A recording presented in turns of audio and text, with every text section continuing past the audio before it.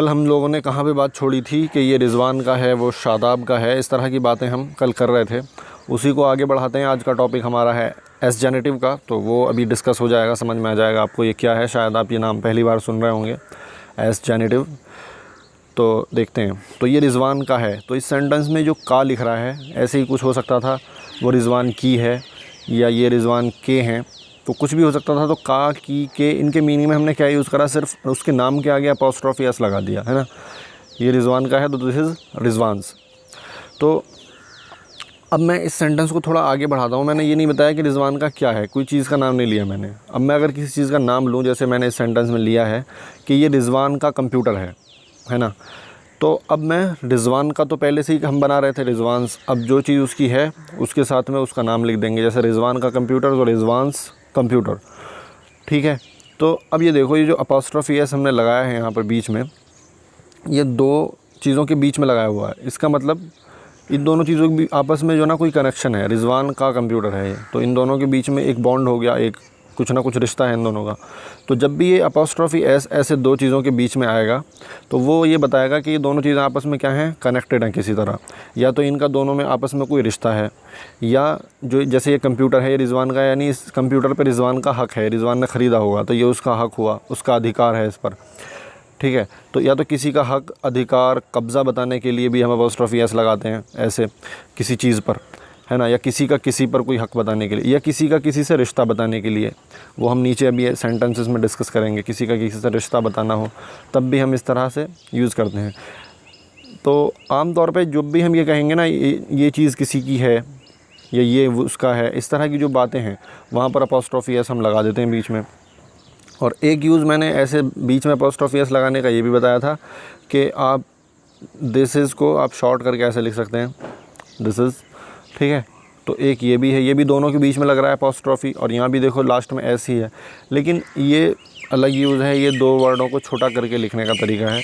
यहाँ हम वर्ड छोटा नहीं कर रहे, बल्कि अपॉस्ट्रोफी एस को क्या कर रहे हैं, ऐड कर रहे हैं रिज़वान के साथ में। समझ में आ रही बात। तो जब हम अपॉस्ट्रोफी एस लगाते हैं कहीं पे, तो वो उसका मतलब होता है कनेक्शन बताना, ठीक है। तो चलते हैं आगे, कुछ एग्जांपल देख लेते हैं ऐसा हम।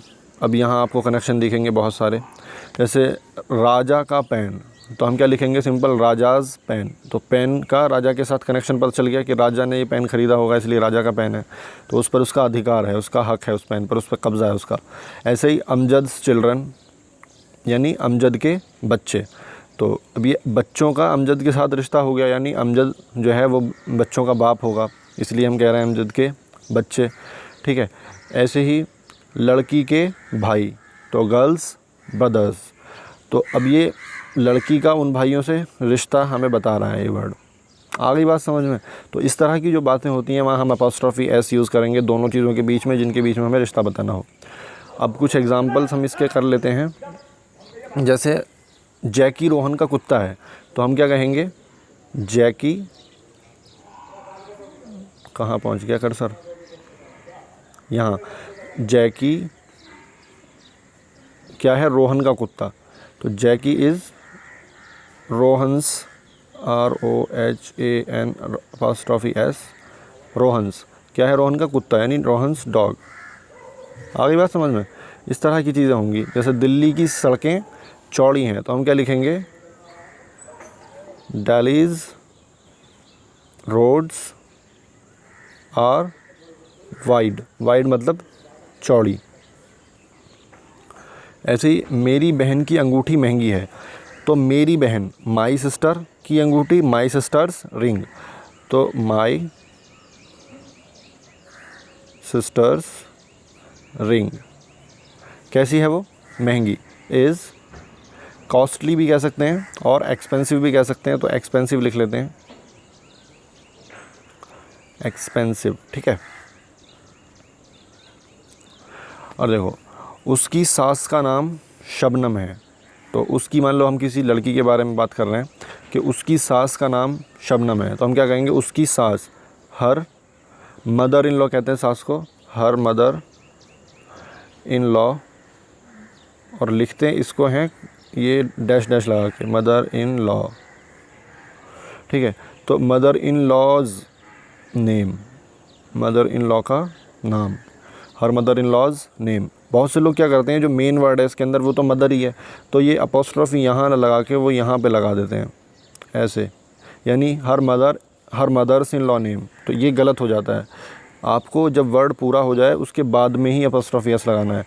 तो ये वर्ड लॉ पे आके ख़त्म हो रहा है तो यहीं पर लगाएंगे her mother in law's name. तो her mother in law's name is Shabnam.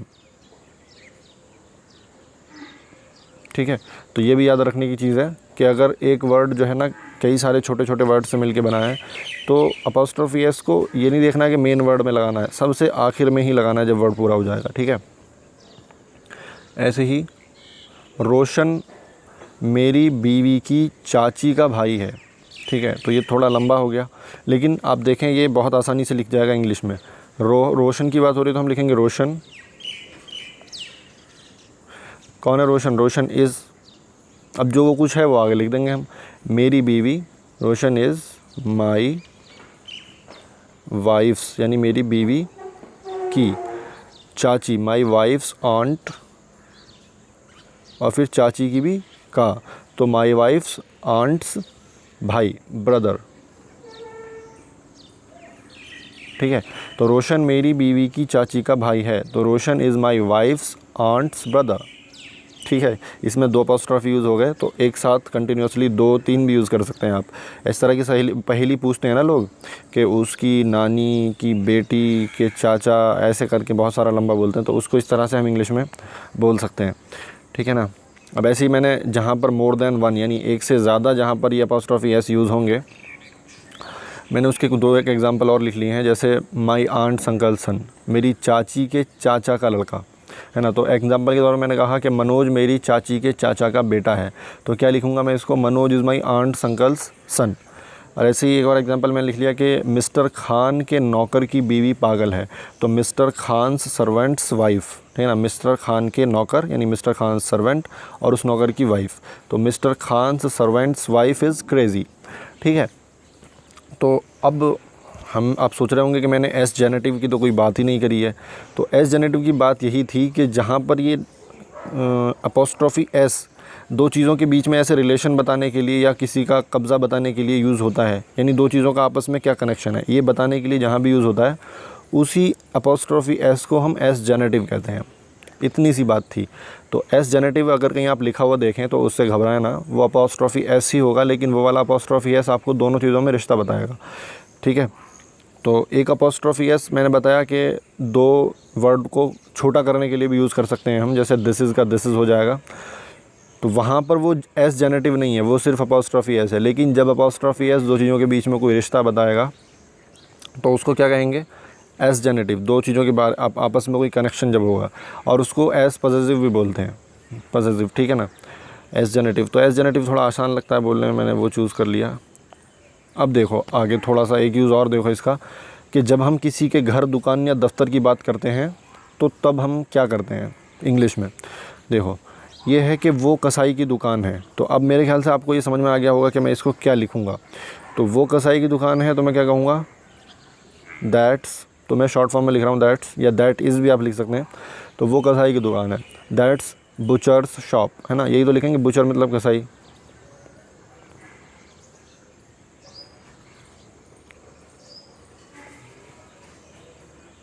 ठीक है, ये हो गया सेंटेंस कि वो कसाई की दुकान है। लेकिन होता क्या है, आमतौर पर जब हम इंग्लिश बोलते हैं तो बोलते वक्त ये शॉप जो है ना बोलते नहीं है,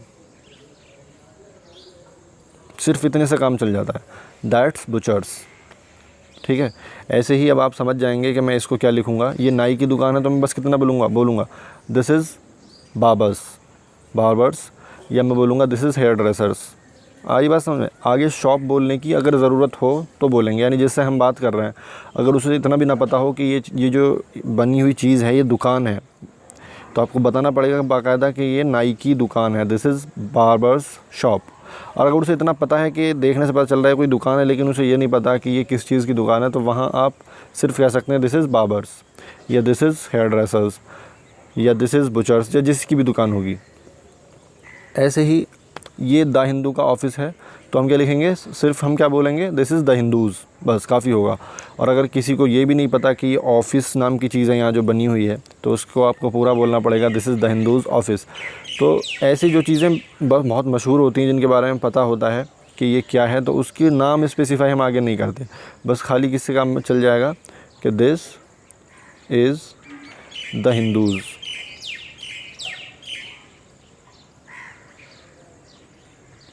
द हिंदू से मतलब समझ रहे हो ना, द हिंदू में अखबार का नाम ले रहा हूँ, एक अखबार है, पॉपुलर अखबार है बहुत, इंग्लिश का, द हिंदूज़, ठीक है। तो द हिंदूज़ ऑफिस कहने की ज़रूरत नहीं होती, सिर्फ द हिंदूज़ कह देंगे। और अगर किसी को यही पता ना हो कि जो इमारत बनी हुई ऑफिस है, तो आपको बताना पड़ेगा this is the Hindus office, ठीक है। ऐसे ही ये राज का ऑफिस है, तो हम क्या कहेंगे, जैसे इलाके में पता है सबको कि ये राज का ऑफिस है, तो आप कह सकते हैं दिस इज़ राज, बस काम चल जाएगा। ये राज का ऑफिस है, दिस इज़ राज।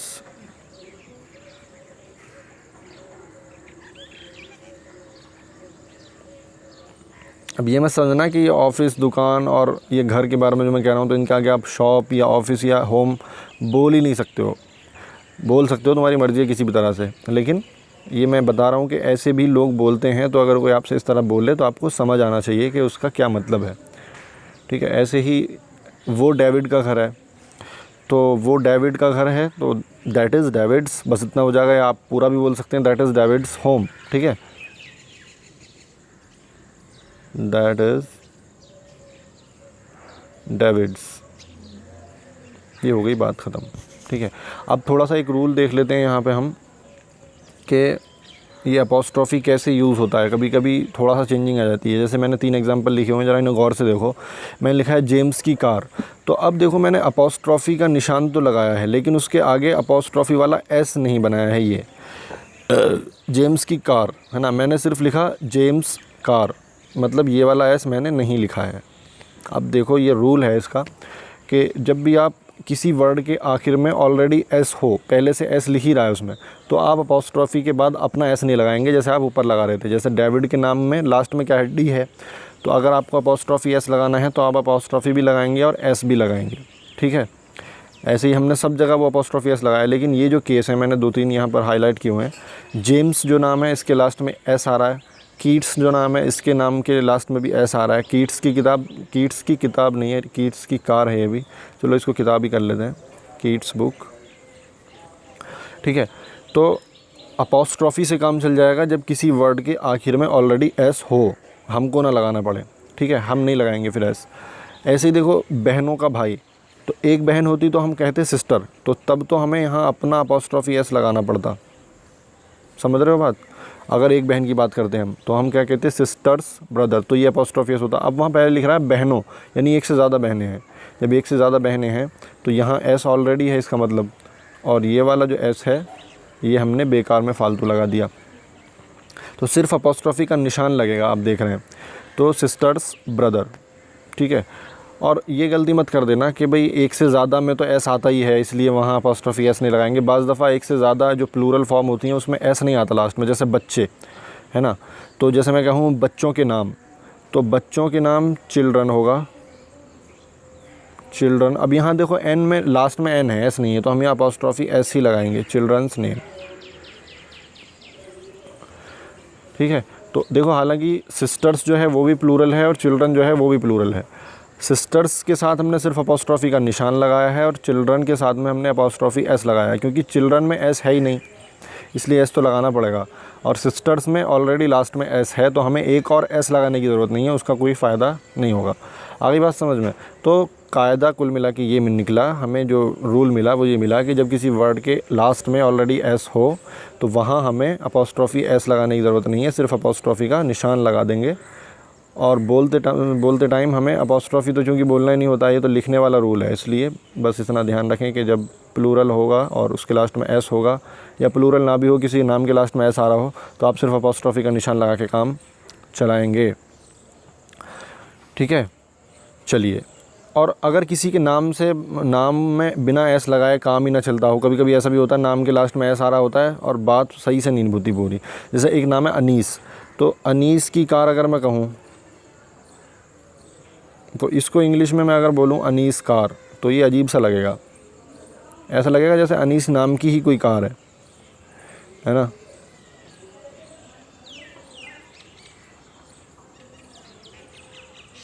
ऐसे लिखना या ऐसे बोलना ये ठीक नहीं लगेगा, इसमें तो हमें एस लगाना ही पड़ेगा बाद में, ठीक है। तो हम क्या बोलेंगे, दिस इज़ अनीस कार। आ गई बात समझ में। तो अब लग रहा है कि हम अनीस के और कार के बीच में कोई रिलेशन बता रहे हैं। तो जहाँ बोलने में चीज़ ठीक से ना आ पाए वहाँ आप एस लगाएं एक, और जहाँ बोलने में ज़रूरत ना पड़े वहाँ मत लगाएं। अगर लास्ट में एस ऑलरेडी है, जैसे जेम्स है तो जेम्स कार, अब इसमें आप एक और एस लगा भी देंगे जब भी आप सही नहीं पढ़ पाएंगे उसको, जेम्स कार वो अजीब सा लगेगा, जेम्स कार, ठीक है। अनीस कार ये ठीक है। तो साउंड के ऊपर भी डिपेंड करता है इसका, लेकिन जो जनरल रूल है वो यही है, अगर लास्ट में एस है तो आप एस मत लगाओ, ठीक है। अब देखो ये एस की अलग अलग आवाज़ें आती हैं जब हम इसको बोलते हैं, तो पढ़ने वक्त ये अलग तरह से पढ़ा जाता है, कई 3 तरह की इसकी आवाज़ निकलती हैं। जैसे हमने कहा बच्चे का नाम, तो चाइल्ड्स नेम, ठीक है, यहाँ जेड की आवाज़ निकली है जो अपोस्ट्रोफी एस है उसमें, चाइल्ड्स नेम। ऐसे ही नर्स का स्कार्फ अगर हम बोलेंगे तो क्या बोलेंगे, नर्सिस, तो यहाँ इज़ की आवाज़ निकल रही है, आई जेड, नर्सिस स्कार्फ। ऐसी बिल्ली की आँख, तो कैट्स आई, यहाँ एस की आवाज़ निकली। तो ये 3 आवाज़ें हो गई इसकी अलग अलग, और एस जब लास्ट में हो तब इसका यूज़ मैंने बता दिया तुमको। किसी के घर, दुकान या दफ्तर की बात कर रहे हो तो तब हम बिना उसको स्पेसिफाई किए, उसको बिना बोले भी हम कसाई की दुकान ना बोल, हम पूरा ना बोलकर बुचर्स शॉप, हम खाली बुचर्स से काम चला सकते हैं। ऐसे ही एक से ज़्यादा अपोस्ट्रोफी मैंने तुम्हें बताया, मेरे चाची के, नाना का भाई, इस तरह से कुछ भी हो सकता है, वो भी हम अपोस्ट्रोफी लगाते जाएंगे एक के बाद एक, और बाकी तो सब कुछ मैं बता ही दिया। तो ये इसी यूज़ को हम ये वाला जो अपोस्ट्रोफी है, ऐसे जब हम किसी 2 चीज़ों के बीच में इसको लगाते हैं, कोई रिलेशन बताने के लिए, कोई किसी पर कब्ज़ा या हक़ या अधिकार बताने के लिए, तो तब इस अपोस्ट्रोफी एस को क्या बोलते हैं हम, एस जेनेटिव। तो यही आज का टॉपिक था, ये पूरा हुआ। कल हम ऐसे ही ऑफ जेनेटिव की बात करेंगे, बिल्कुल जिस तरह से एस जेनेटिव यूज़ होता है ऐसे ही ऑफ जेनेटिव यूज़ होता है, वो मैं कल डिस्कस करूँगा, ठीक है। तो तब तक के लिए बस चलते हैं, तब तक का क्या, बंद करो।